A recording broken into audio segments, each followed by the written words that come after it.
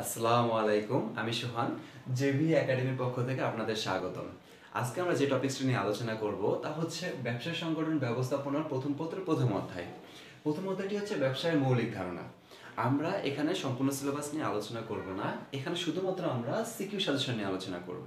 মানে এখানে MCQ suggestion না বা পুরো বইয়ের সাজেশন না, জাস্ট 2024 সাল আর 2025 সালের কোথা থেকে সিকিউটা আসতে পারে সেই টপিকসটা নিয়ে আমরা আলোচনা করব। 2024 এবং 25-এর মধ্যে যে সবচেয়ে বড় প্রবলেমটা তা হচ্ছে 2024 সাল হচ্ছে শর্ট সিলেবাস, মানে এখানে তোমাদের শর্ট সিলেবাসে পরীক্ষা হবে, কিন্তু 2025 সাল হচ্ছে ফুল সিলেবাস।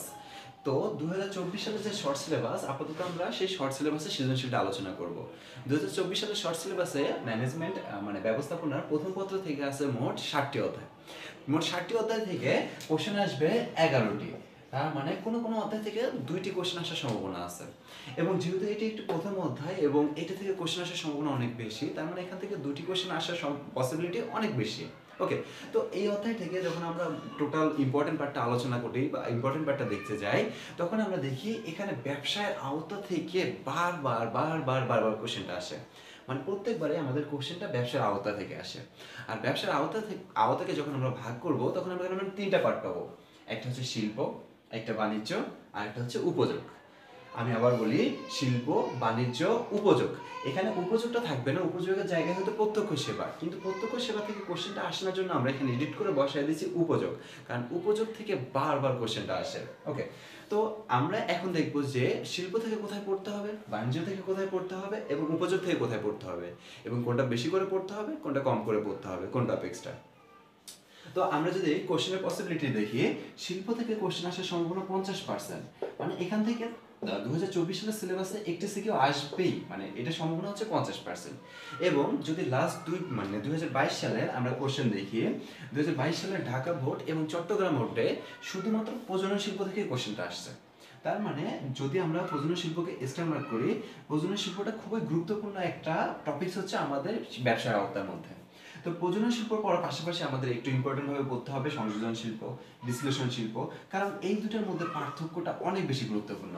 আমরা এমসিকিউ বেশিরভাগ সময় এখানে গোলমাল পাকাই ফেলি যে কোনটা সংযোজন শিল্প হবে এবং কোনটা বিশ্লেষণ শিল্প হবে, এবং সিকিউ আমাদের সেম কাজটা হয়, অতএব তার জন্য আমাদের খুব ভালোভাবে সংযোজন শিল্প এবং বিশ্লেষণ শিল্পটা জানতে হবে। পাশাপাশি যৌগিক শিল্প এবং অন্যান্য শিল্পগুলোকে জেনে আমাদের শিল্প থেকেও সম্পূর্ণ সিকিউর প্রিপারেশনটা নিতে হবে। এবং যখন আমরা শিল্প থেকে প্রিপারেশন নিব, তারপর বাণিজ্য। বাণিজ্য থেকে আমাদের সিকিউটা খুব কমই আসে, দেখা যায় 10% বা তার খুব কম সময়ে আমাদের সৃজনশীলটা আসে। বাট আসে না এমনটা না, এখান থেকেও কোশ্চেনটা আসে। এবং যদি আমরা কোশ্চেনগুলো দেখি, তাহলে পণ্য রপ্তানি থেকে আমাদের কোশ্চেনটা বারবার চলে আসে, কারণ পণ্য রপ্তানি আমাদের এই জায়গায় সবচেয়ে বেশি গুরুত্বপূর্ণ একটা টপিকস। ওকে, এরপর পাশাপাশি হচ্ছে বৈদেশিক শিল্প এবং অভ্যন্তরীণ শিল্প, কারণ বৈদেশিক শিল্প থেকে কোশ্চেনটা আসতে পারে। আমাদের আর একটা সব থেকে বেশি গুরুত্বপূর্ণ পার্ট হচ্ছে উপযোগ। কেন আমি এটাকে গুরুত্বপূর্ণ বলতেছি, তোমরা যদি 2022 সালের কোশ্চেনটার দিকে তাকাও, টোটাল 8টা বোর্ড আছে, 8টা বোর্ডের মধ্যে শুধুমাত্র 5 থেকে 6টা বোর্ডেই আমাদের উপযোগ থেকে কোশ্চেনটা আসছে। অবশ্য ওখানে শর্ট সিলেবাস ছিল, যার জন্য 2টা কোশ্চেন আসছে কোনো বোর্ডে, এবং উপযোগ এবং শিল্প একসঙ্গে কোশ্চেনটা আসছে।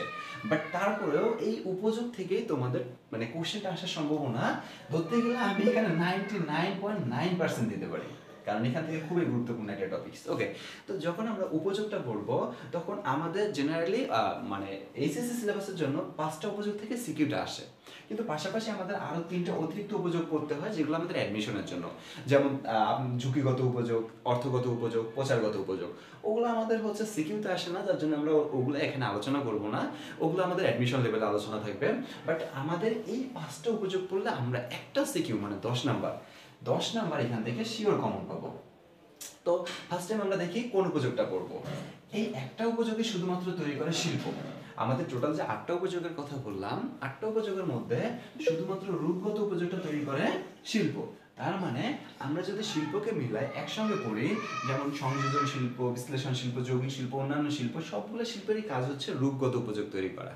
তবে আমাদের রূপগত উপযোগ থেকে আসার সম্ভাবনাটা অনেক বেশি, যার জন্য আমরা এটাকে উপরে রাখছি। পাশাপাশি বাকি যে উপযোগগুলো আছে, সেই উপযোগগুলোর কোশ্চেন আসে হচ্ছে আমাদের বাণিজ্য থেকে। তো তো এইগুলো পড়ে আমাদের স্থানগত, সময়গত, শব্দগত, সেবাগত থেকে কোশ্চেনটা আসতে পারে। একটু ভালো কনসেপ্ট রাখলে এখান থেকে আমরা শিওর 10 এ 10 নাম্বার কোশ্চেন পাবো।